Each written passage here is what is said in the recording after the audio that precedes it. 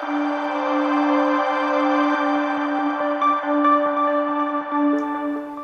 दोस्तों, नमस्कार। Dream campus में आपका स्वागत है। दोस्तों, एक छोटा सा मुद्दा ये है कि पीपीटी मुझे हिंदी में बनाना चाहिए कि इंग्लिश में बनाना चाहिए। अभी के टाइम पे पीपीटी मैं ज़्यादातर इंग्लिश में बनाता हूँ, लेकिन समझाता मैं हिंदी में ही हूँ। तो कोशिश ये है कि दोनों मीडियम के लोगों को इसका फ़ायदा मिले। लेकिन एक ये सजेशन आप लोगों की तरफ से चाहिए कि आपको हिंदी में पीपीटी चाहिए कि इंग्लिश में पीपीटी चाहिए। तो उस हिसाब से हम इसको मैनेज कर लेंगे। हालांकि आने वाले एक दो वीडियो में हम कोशिश करेंगे कि हिंदी में वीडियो पीपीटी बना करके आपको दें। तो दोनों में आप अपना रिस्पांस दीजिएगा कि आपके लिए कौन सा ज़्यादा सूटेबल है, कौन सा ज़्यादा बेनिफिशियल रहेगा, ठीक है। या फिर जिसमें ज़्यादा लोगों की संख्या है वो किया जाएगा। अगर इंग्लिश वाले ज़्यादा होंगे तो इंग्लिश में किया जाएगा, हिंदी वाले ज़्यादा होंगे तो हिंदी में किया जाएगा। उस हिसाब से उसको मैनेज कर लिया जाएगा। आज का जो हमारा टॉपिक है दोस्तों, ये बड़ा ही इम्पोर्टेंट टॉपिक है, क्योंकि इंटरनेट आज के टाइम पे हमारे लिए एक महत्वपूर्ण अंग बन गया है हमारे डेली लाइफ का। इंटरनेट के बिना कोई भी काम इस समय कर पाना संभव नहीं हो पा रहा है। तो उससे रिलेटेड एक टॉपिक है कि बार बार इंडिया में इंटरनेट शट डाउन किया जाता है। बहुत सारे उसके पीछे कारण होते हैं, उसके बारे में अभी हम एक एक करके देखेंगे। तो ये हमारा आज का टॉपिक है, जो कि मेंस के पॉइंट ऑफ व्यू से, आपके एग्ज़ाम के पॉइंट ऑफ व्यू से बहुत ही महत्व रखता है। छोटा सा टॉपिक है, लेकिन इसको आप कई जगह प्रयोग कर सकते हैं और साथ में ये कई जगह पूछा भी जा सकता है। जैसे ये देखिए, आप पॉलिटी वाले में पूछा जा सकता है, पॉलिटी में, या फिर इकोनॉमिक्स वाले सेक्शन में पूछा जा सकता है, इकोनॉमिक डेवलपमेंट में। दूसरा, जो एडमिनिस्ट्रेटिव और सुरक्षा का मामला है, मतलब इंटरनल सिक्योरिटी में पूछा जा सकता है, ठीक। तो इसका डायमेंशन ज़्यादा है, कई पेपर्स में इसको पूछा जा सकता है। लेकिन टॉपिक ऐसा है कि आप इसको इसके अलावा भी कई जगह प्रयोग कर सकते हैं, एस्से वगैरह में भी इसका प्रयोग कर सकते हैं। तो टॉपिक शुरू करने से पहले आप ये प्रश्न देख लीजिए। मैं थोड़ा सा इधर हो जाता हूँ, तो आप इसको नोट डाउन कर लीजिए, ताकि पढ़ाने के बाद आप इसको क्वेश्चन को आप नोट डाउन करिए और उसका आंसर लिखिए और टेलीग्राम पे आप हमको भेजिए। तो सबसे पहला जो क्वेश्चन है वो ये है कि इंटरनेट के माध्यम से वाक और अभिव्यक्ति की स्वतंत्रता भारतीय संविधान के अनुच्छेद 19(1)(a) का अभिन्न अंग है। इस संदर्भ में भारत में बार बार होने वाले इंटरनेट निलंबन का समालोचनात्मक, ये जो है शब्द, देखिए क्वेश्चन सॉल्व तभी होगा जब उसका जो मेन थीम है, क्या वो पूछ रहा है, आप उसको समझोगे, तभी आप अच्छा आंसर लिख पाओगे। तो समालोचनात्मक परीक्षण करना है इसका। और उसके साथ साथ अनुराधा भसीन मामले में सर्वोच्च न्यायालय द्वारा जो दिशा निर्देश दिया गया था उस पे जो है चर्चा करनी है। तो अभी इस पे हम देखेंगे कि सुप्रीम कोर्ट ने क्या दिशा निर्देश दिया था, तो इसको आप अपने आंसर में लिख सकते हैं, ठीक है। दूसरा क्वेश्चन इकोनॉमिक और डेवलपमेंट वाले सेक्शन में क्या हो सकता है। अच्छा, इसको इंग्लिश में आप देख लीजिए एक बार। Freedom of speech and expression through the internet is an integral part of the Article 19(1)(a) of Indian Constitution. In this context, critically examine the recurrent internet suspension in India. Discuss the guidelines issued by the Supreme Court in the Anuradha Bhasin case 2020। 250 word में लिखना है। 15 number का question हो गया ये, okay. दूसरा प्रश्न ये है कि बार बार इंटरनेट बंद करना डिजिटल इंडिया और ज्ञान आधारित अर्थव्यवस्था। ज्ञान आधारित अर्थव्यवस्था का मतलब ये है कि जो अभी आप कर रहे हैं, जो मैं कर रहा हूँ, मैं पढ़ा रहा हूँ, आप पढ़ रहे हैं, इंटरनेट इसके लिए भी ज़रूरी है। तो ये जो अर्थव्यवस्था है, ये हमारी ज्ञान आधारित अर्थव्यवस्था है, इसके दृष्टिकोण के विपरीत है, ठीक। मतलब ये कि हमारा डिजिटल इंडिया एक भाई थीम है, हमारी गवर्नमेंट का एक आप कह सकते हैं कि जो सपना है कि डिजिटल इंडिया का, तो उसका और प्लस ज्ञान आधारित अर्थव्यवस्था के दृष्टिकोण के विपरीत है। गिग इकोनॉमी, फिनटेक और डिजिटल शिक्षा पर, डिजिटल शिक्षा जो हम आप कर रहे हैं अभी, डिजिटल शिक्षा पर इंटरनेट शटडाउन के आर्थिक और सामाजिक प्रभावों का विश्लेषण करना है, ठीक। Frequent internet shutdowns stand in stark contradiction to the vision of digital India and knowledge based economy. Analyze the economic and social impact of internet shutdowns on the gig economy, fintech and the digital education, okay. ये आपका दूसरा प्रश्न हो गया। तीसरा ये है आंतरिक सुरक्षा बनाए रखने और गलत सूचनाओं, जिसको हम मिस इन्फॉर्मेशन कहते हैं, के प्रसार को रोकने के लिए इंटरनेट शटडाउन की प्रभावशीलता का मूल्यांकन कीजिए। क्या आपको लगता है कि कानून और व्यवस्था बनाए रखने के लिए कम दखल देने वाले विकल्प मौजूद हैं? मतलब ये कि इंटरनेट शटडाउन ना करके हम कुछ ऐसा विकल्प क्या है हमारे पास कि जिसकी वजह से हम अपना लॉ एंड ऑर्डर मेंटेन कर सकते हैं। Okay, evaluate the effectiveness of the internet shutdown in maintaining the internal security and curbing the spread of misinformation. Do you think there are less intrusive alternatives available to maintain law and order? ठीक, ये भी आपका 250 word में है, 15 number का।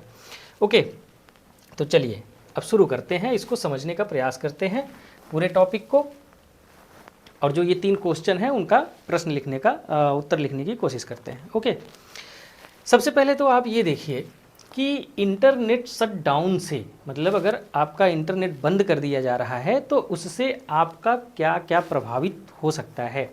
सबसे पहले तो आज के टाइम पे ये हमारा एक डिजिटल राइट है जो कि सस्पेंड होता है। उसके बाद ये सिक्योरिटी के लिए भी ज़रूरी है, इंटरनेट शटडाउन होता है तो सिक्योरिटी भी स्टेक पे आती है। साथ में ये हमारे डेमोक्रेसी के लिए भी ठीक बात नहीं है बार बार इंटरनेट शटडाउन करना।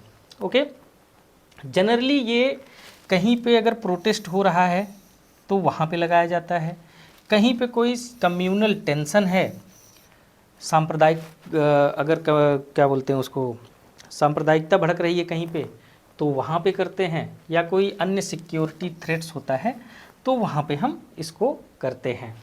लेकिन अभी ये स्टेट के लिए ना, मतलब स्टेट इन द सेंस की सरकारों के लिए ये एक बहुत ज़रूरी हथियार भी है, बहुत ज़रूरी, या आप इस तरह से समझ लीजिए कि एक सुगम रास्ता भी है कि किसी भी न्यूज़ को, किसी भी मिस इन्फॉर्मेशन को रोकना है तो सबसे पहले आप इंटरनेट शटडाउन कर दो, जिसको बोलते हैं ब्लैंकेट बैन, मतलब पूरी तरह से बंद कर देना। ये कितना सही है कितना गलत है ये अभी हम लोग आगे देखेंगे, वो चर्चा का विषय है। ओके, तो ये सब स्थिति है इंडिया की, इसलिए ये लगातार न्यूज़ में रहता है और इसलिए ये हमारे एग्ज़ाम के पॉइंट ऑफ व्यू से इम्पॉर्टेंट भी हो जाता है। ओके, एक चीज़ आप ये समझिए कि ये चीज़ रिसेंटली हम इसको क्यों पढ़ रहे हैं, क्योंकि आपने देखा होगा कि मणिपुर में इस तरह की समस्या जो है निकली और वहाँ पे इंटरनेट बैन किया गया। उसके बाद भी मामला हालांकि शांत नहीं हो पाया, प्रेसिडेंट रूल लगा और उस पर क्या उसका संवैधानिक आधार है, क्या चीज़ें हैं, एक अलग टॉपिक है, उस पर हम लोग डिस्कस भी करेंगे। तो कुल मिलाकर के ये मणिपुर का जो सिचुएशन था, उस मणिपुर की सिचुएशन को देखते हुए मणिपुर में इंटरनेट शटडाउन किया गया, इसीलिए आज हम इसको पढ़ रहे हैं। हालांकि ये तो भाई रिसेंट में घटना घटी मणिपुर की, इसलिए हम बात कर रहे हैं इस पर। इस तरह से बहुत सारी घटनाएं घट रही हैं, बहुत जगह पे इंटरनेट शटडाउन लग रहे हैं, तो इस वजह से ये टॉपिक हमारे लिए इम्पॉर्टेंट हो जाता है। मई 2023 में मणिपुर में वायलेंस होता है 2 समुदायों के बीच में, एक मैती समुदाय है, एक कुकी-जो समुदाय है। इन दोनों समुदायों के बीच में लड़ाई झगड़ा हो गया, टेंशन क्रिएट हुआ, जिसकी वजह से वहाँ पे इमीडिएट इंटरनेट शटडाउन पूरे मणिपुर में लगा दिया गया। ठीक, इस चीज़ को रोकने के लिए कि कोई मिस इन्फॉर्मेशन, कोई फेक न्यूज़, कोई इस तरह से डिस्टर्बिंग एलिमेंट जो है एक्टिव ना हो। चलो ठीक है, कोई बात नहीं, लेकिन इसको जून जुलाई तक पहुँचते पहुँचते लगभग 100 दिन लगातार इंटरनेट सस्पेंड रहा।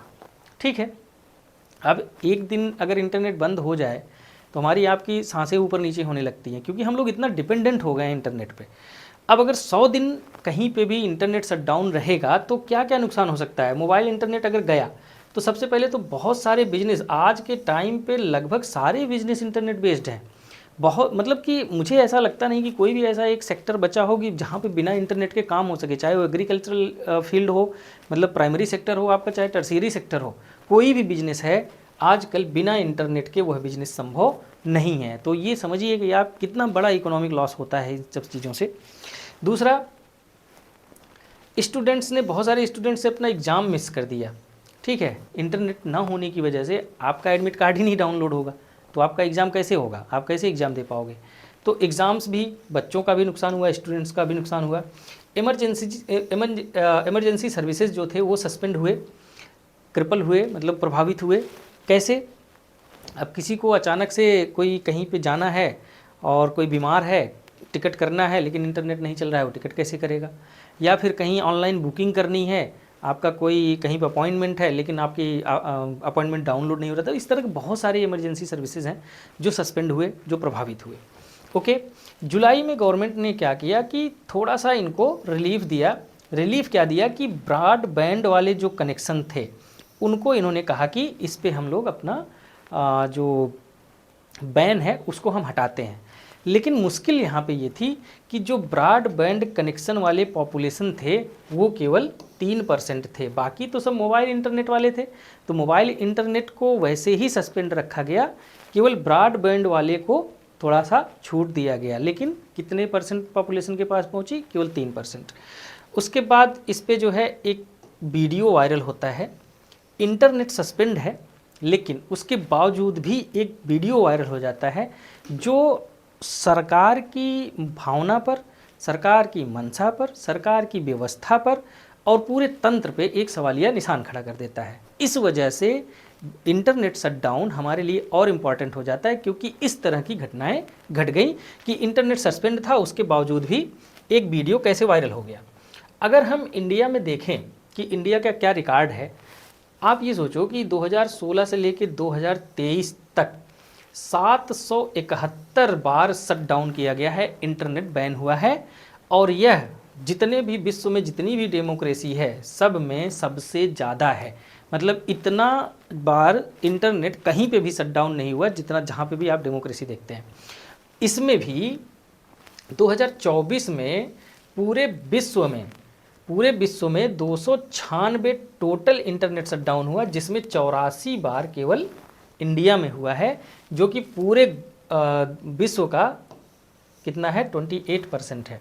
तो ये बहुत ज़्यादा है। केवल अकेले एक कंट्री 28% कंट्रीब्यूट कर रही है पूरे वर्ल्ड के इंटरनेट शटडाउन में। तो ये इंडिया के लिए एक मतलब इनकी व्यवस्थाओं पे एक सवाल है, ठीक। और ये पूरा जो शटडाउन है ना, ये 1.9 बिलियन डॉलर इकोनॉमिक कास्ट है इसका। मतलब इतना फाइनेंशियल नुकसान हुआ है इंटरनेट शटडाउन होने की वजह से। अगर इसमें एक छोटा सा डेटा देख लीजिए तो मणिपुर में सबसे ज़्यादा लगा 21 बार, हरियाणा और जम्मू कश्मीर में 12 बार लगाया गया। तो ये आप अपने आंसर में इसको लिख सकते हैं, थोड़ा सा तथ्यात्मक चीज़ है। ये चीज़ तो ज़रूर लिखिएगा। अगर मान लीजिए ये एग्जैक्ट फिगर याद नहीं है कि 771 है 75 है, तो आप ये लिखिए कि 700 प्लस या लगभग 800 बार इंटरनेट शटडाउन किया गया, कि जो कि विश्व में जितनी डेमोक्रेसी हैं सब में को मिला लो तो सबसे ज़्यादा है इंडिया में। 84 बार केवल इंडिया में ही लगाया गया। 2024 की बात करो अगर, तो पूरे विश्व का ये लगभग 30% है, 25% है। तो आप राउंड फिगर में इसको दिखा सकते हैं अपने आंसर में, ठीक है। तो आपका आंसर का जो प्रभाविकता है ना, इफेक्टिवनेस, वो थोड़ा सा बढ़ जाएगा। अच्छा, अब जो है इसका एक बार देखते हैं ना कि लीगल फ्रेमवर्क क्या है इंटरनेट शटडाउन का, मतलब क्या आधार है, गवर्नमेंट के पास क्या शक्तियां हैं, कहाँ से उनको पावर मिलता है ये इंटरनेट शटडाउन लगाने का।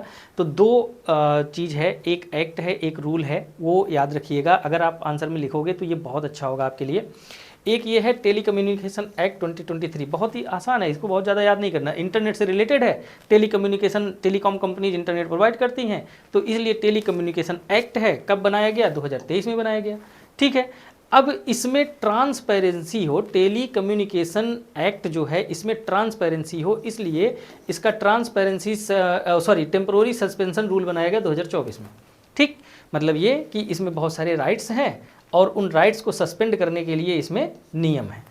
दो चीज़ याद करना है कि आपका टेलीकम्युनिकेशन एक्ट है 2023 का, और उसको टेम्पररी प्रोहिबिट करने के लिए ये रूल है 2024 का, जो कि अथॉरिटीज़ को क्या करती है? पावर देती है, broad power to suspend internet services in the interest of कहाँ? Public safety and national security. अगर कहीं पे राष्ट्रीय सुरक्षा और पब्लिक सेफ्टी का मुद्दा आता है सामने, तो ये एक्ट जो है अथॉरिटीज़ को यह पावर देती है कि वो उस रीजन में इंटरनेट सस्पेंड कर दें। आपको ये दो चीज़ याद रखना है, एक एक्ट है 23 का, एक रूल है 24 का। अब अनुराधा भसीन का केस जो 2020 में आया, इसमें सुप्रीम कोर्ट ने ये कहा कि जो इंटरनेट शटडाउन है वो अनिश्चित काल के लिए जो इंटरनेट शटडाउन लगाया जाता है उसको इन्होंने असंवैधानिक करार दे दिया सुप्रीम कोर्ट ने, बशर्ते अगर कोई शटडाउन गवर्नमेंट लगा रही है, अगर वह उसका कारण बताती है, उसको जस्टिफाई करती है और उसका जो डिस्क्लोजर है वो पब्लिक को बताती है कि हम किस जगह पे क्यों इंटरनेट शटडाउन कर रहे हैं, अगर ऐसा सरकार करती है तो वह असंवैधानिक नहीं है बल्कि वो ठीक है। लेकिन अगर कोई सरकार अनिश्चित काल के लिए इंटरनेट को शटडाउन करती है और उसके पीछे का लॉजिक भी नहीं देती है और जनता को उसके बारे में बताती भी नहीं है, तो वो जो है असंवैधानिक माना जाएगा। ये है सुप्रीम कोर्ट का गाइडलाइन। जो हमारा सवाल था, गाइडलाइन क्या है कि सुप्रीम कोर्ट का कहना यह है कि सरकार यदि कहीं पे इंटरनेट शटडाउन कर रहा है तो वो उसके पीछे का कारण बताए, उसकी संवैधानिकता बताए, किस एक्ट के माध्यम से लगाया उसको बताए, और ये सब सारी चीज़ें पब्लिक के सामने होनी चाहिए और अनिश्चित काल के लिए वो नहीं रहेगा, कुछ उसका लिमिटेड टाइम फ्रेम रहेगा। तो ये है सुप्रीम कोर्ट की गाइडलाइन अनुराधा भसीन केस में। ओके, चौथा क्या है कि गवर्नमेंट क्या कहती है कि हम क्यों लगाते हैं, क्यों लगाते हैं।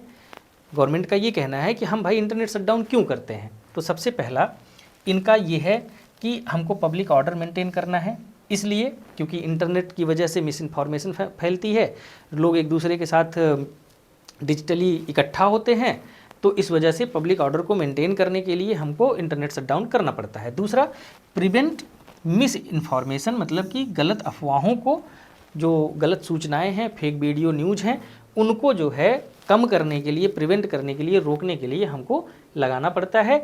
उसके साथ साथ प्रोटेक्ट नेशनल सिक्योरिटी, मतलब राष्ट्रीय सुरक्षा को ध्यान में रख करके हम इसको इंटरनेट शटडाउन करते हैं। उसके साथ साथ सेंसिटिव पीरियड्स और सेंसिटिव एरियाज़ में जो कम्युनल वायलेंस है, कम्युनल टेंशन है, उसको कम करने के लिए या उससे निपटने के लिए हम इंटरनेट शटडाउन करते हैं। ये है गवर्नमेंट का लॉजिक। ये लॉजिक क्या लग रहा है आपको कि सही है कि गड़बड़ है? मुझे तो ठीक लग रहा है, लॉजिक गवर्नमेंट का सही है, लेकिन इन सब के पीछे भावना क्या है उस पर डिपेंड करता है कि इंटरनेट शटडाउन सही है कि गलत है। यदि गवर्नमेंट की भावना यही है जो ये कह रहे हैं फिर तो ठीक है, लेकिन यदि भावना राजनीतिक है, पॉलिटिकली मोटिवेटेड है, या किसी टारगेटेड कम्युनिटी के अगेंस्ट है और किसी टारगेटेड कम्युनिटी का अधिकारों का हनन है, तो फिर तो ये गड़बड़ है। और यही चीज़ है जो सुप्रीम कोर्ट कहती है कि सरकार को इस चीज़ को क्लैरिफाई करना चाहिए कि आप इंटरनेट शटडाउन क्यों कर रहे हो, कब तक करोगे, ये आप जनता को बताओ। ठीक, ये हो गया आपका सुप्रीम कोर्ट की गाइडलाइंस।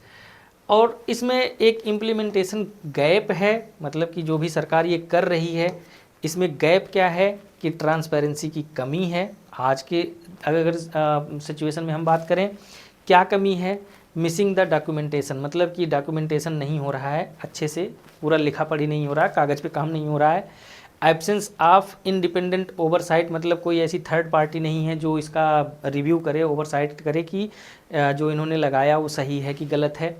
उसके साथ साथ प्रॉपर जस्टिफिकेशन गवर्नमेंट की तरफ से नहीं मिल रहा है और उसका टाइमली पब्लिकेशन नहीं हो रहा है, ये समस्याएं हैं। ये सारी चीज़ें आप लोग याद रखिएगा, आपको आंसर लिखने में सहायता करेगा ये। एक तो थर्ड पार्टी होना चाहिए, ट्रांसपेरेंसी की कमी है, ठीक है। उसके बाद प्रॉपर जस्टिफिकेशन देना चाहिए गवर्नमेंट को और उसका टाइम से पब्लिकेशन होना चाहिए, इंटरनेट शटडाउन होने के पहले ही उसको पब्लिश कर देना चाहिए। ओके, तो ये सब चीज़ें आप देख लीजिए, इसको आप आंसर में अपने लिख सकते हैं। अब अगर हम बात करें कि इम्पैक्ट क्या होता है, जैसा कि हमने बताया कि इकोनॉमिक इम्पैक्ट होता है, 1.9 बिलियन का फाइनेंशियल नुकसान हुआ है। उसके बाद आपके अधिकारों का उल्लंघन होता है, फ्रीडम ऑफ स्पीच सस्पेंड होता है, एक्सेस टू जस्टिस आपका सस्पेंड होता है, न्याय मिलने में कठिनाई होती है, एजुकेशन में दिक्कत होती है, इंटरनेट नहीं रहेगा तो मैं जो पढ़ा रहा हूँ आप तक पहुँचेगा नहीं, फिर आपका मेंस स्टेक पे आ जाएगा, खतरे में आ जाएगा। और मेंस में हमारे करंट अफेयर का जो रोल है वो तो बहुत ज़्यादा है। इसके पहले जो लोग सेलेक्ट हुए हैं, किसी के साथ में अगर किसी का संपर्क हो तो आप एक बार उनसे ज़रूर बात करिएगा कि हमारा ये जो करंट अफेयर्स का सीरीज़ होता है, वीडियो लेक्चर होता है, ये कितना बेनिफिशियल है। बहुत कई सारे SDM DSP आपको बता देंगे अगर आप जानने वाले होंगे तो। उसके साथ साथ आपका हेल्थ केयर डिस्टर्ब होता है, ठीक है। प्रेस फ्रीडम इम्पैक्ट हो जाता है, मतलब क्या हो रहा है उस रीजन में, क्या हो रहा है दुनिया देश में, वो पता ही नहीं चलता, क्योंकि प्रेस भी तो ओवरऑल इंटरनेट पे ही काम करता है आफ्टर ऑल, ठीक है। उसके बाद सोशल फ्रेगमेंटेशन होता है। कैसे? कम्युनिटीज़ एक दूसरे से डिस्कनेक्ट हो जाती हैं। आप अपनी बात दूसरी ग्रुप को नहीं, दूसरे कम्युनिटी को नहीं कह सकते, दूसरे ग्रुप से बात नहीं कर सकते, दूसरा आपसे नहीं कर सकता है। इमरजेंसी सर्विसेज डिस्टर्ब हो जाती हैं, जैसा कि हमने बात किया। उसके साथ साथ बैंकिंग सेक्टर भी डिस्टर्ब होता है, पूरी तरह से इंटरनेट पे आधारित है। उसके साथ साथ जो डिजिटल इसेंशियल डिजिटल सर्विसेज हैं सब सस्पेंड हो जाती हैं। अच्छा, अब यहाँ पे आप ये सोचने की कोशिश करिए कि एक जो हमारा प्रश्न था कि क्या ये डिजिटल इंडिया जो है हमारा, डिजिटल इंडिया जो एक कह सकते हैं जो प्रोग्राम है, जो हमारी थीम है, जो हमारा सपना है, वो डिजिटल इंडिया में ये सब सारी चीज़ें आती हैं, ठीक। तो अगर प्रश्न ये पूछ रहा है कि क्या डिजिटल इंडिया की थीम की भावनाएं प्रभावित हो रही हैं, तो आप 100% लिखिए कि उसकी भावनाएं प्रभावित हो रही हैं। उसका जो उद्देश्य है वो पूरा नहीं हो पाएगा अगर इंटरनेट शट डाउन होगा। डिजिटल इंडिया में जितनी सर्विसेज दी जाती हैं ये सारी सर्विसेज होती हैं, ठीक। दूसरा ये था कि जो फिनटेक है, फाइनेंशियल टेक्नोलॉजी, अगर बैंकिंग सेक्टर डिस्टर्ब हो गया, ठीक है, या फिर हमारा स्टॉक मार्केट डिस्टर्ब हो गया क्योंकि पूरी तरह से इंटरनेट पे आधारित है, या फिर जहाँ पे भी कहीं अगर मान लो एक छोटी जगह पे कहीं इंटरनेट शट डाउन हुआ लेकिन वहाँ के लोगों का अच्छा खासा स्टेक है स्टॉक मार्केट में, फिर वहाँ स्टॉक मार्केट भी क्रैश होने का टेंशन रहेगा। तो जो फिनटेक है, डिजिटल इंडिया है, नॉलेज बेस्ड इकोनॉमी है, गिग इकोनॉमी है, मतलब गिग इकोनॉमी बोले तो आप जोमेटो ले लो, ठीक है, आप फ्लिपकार्ट अमेजोन ले लो। इंटरनेट नहीं है तो आप खाना ऑर्डर नहीं कर सकते, आप कुछ पहनना ओढ़ना है वो ऑर्डर नहीं कर सकते, आपको या आपका कुछ अप्लायंस खरीदना है कुछ नहीं खरीद सकते, तो गिग इकॉनमी पूरी तरह से ध्वस्त हो जाएगी। सीधा सीधा इस तरह से आप समझिए। तो इस तरह से आप एग्जाम्पल दे करके लिख सकते हैं। अच्छा, अब इन सब चीज़ों का सलूशन क्या है?